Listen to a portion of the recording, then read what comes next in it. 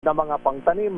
Ayon kay Agriculture Secretary Francisco Chu Laurel Jr., ginawa ito dahil sa lumalalang peligro ng klima tulad ng malalakas na bagyo, matagal na tagtuyot at iba pang sakuna na madalas na pumipinsala sa mga ani at nagre-resulta ng hindi napapanahong pagtaas sa presyo ng pagkain. Ayon kay Secretary Francisco Chu Laurel Jr., layunin nitong siguraduhin hindi maaantal ang pagtatanim at mabilis na makababangon ng mga magsasaka pagkatapos ng isang kalamidad.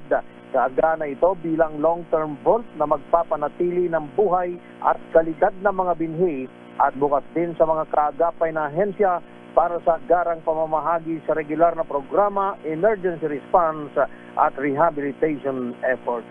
Ako si Val Gonzales, DZRH, una sa Pilipinas, una sa Pilipino. Sundalo na may kasong murder, huli habang kumukuha ng court clearance sa syudad ng Caloocan. RH number 23, Edwin Duque. Edwin. Tama ka, Kuya Romel. Nahulog sa kamay ng Caloocan Police ang isang sundalo ng Philippine Army na may kaso ni Marta matapos ang 10 taong pagtatagil sa bataan dahil sa kasong murder. Ayon sa Police Day Report, nasa visibility ito ng Caloocan Judicial Complex sa Caloocan City. Ang suspect na mapagkalabang siya ang nasa palaan ng complex sa batas. At tungo manaw hitong si Alias Perry, presidente ng Barangay Tapok sa Vela City, Paskilan sa Judicial Complex sa Dan Avenue para sana kumuha ng kontiran sa pagkakalang na-dismiss na yung kanyang kaso. Dito na siya na-aresto ng mga tauhan ng Northern Police District.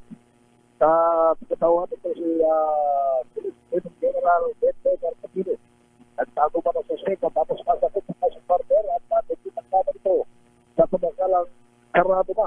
Yung usapin, matapos ipasura ng hukuma ng kaso laban sa kanyang mga kasamahan. Hindi na nakapalagpay itong suspect na suspect na kwarto pa rin sa pulisya. Nagkasama rito illegal officer ng hukuma at nagkasama rin at walang irisugin ng piyansa. Aresto at Edwin Duque ng ulat sa Pulisya Region sa Pilipinas, una sa Pilipinas.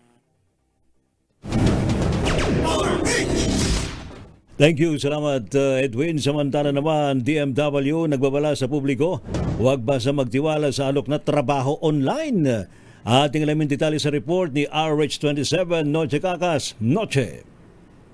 Lakay Ray at Romel, pinag-iingat ng Department of Migrant Workers ang publiko na huwag patulan ang alok na trabaho online.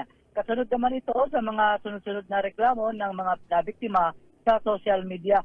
Ayon sa DMW Anti-Illegal Recruitment, kilalanin muna ang mga red flags.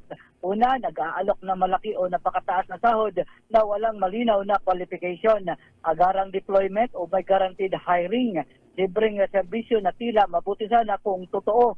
Mahigpit na pinaalalahanan ang aplikante na huwag magtiwala sa nakikita umano sa online. Dahil ayon sa DMW, mapanlin lang na alok umano ito na maaring humantong sa human trafficking at iba pang uri ng pagsasamantala. Siguraduhin umanong lisensyado ang recruitment agency sa DMW bago magbayad o magbigay ng anumang halaga. Diin ng DMW, mag-verify muna, maging matalino, huwag umanong magpaloko. RH27, Noche Cacas, DZRH, una sa Pilipinas, una sa Pilipinas. Thank you. Salamat, Noche Cacas. Rapido, hataw, balita. Standby, mga balita mula po sa mga probinsya, Pilipinas. Ang oras, alas 2:37. This time check is brought to you by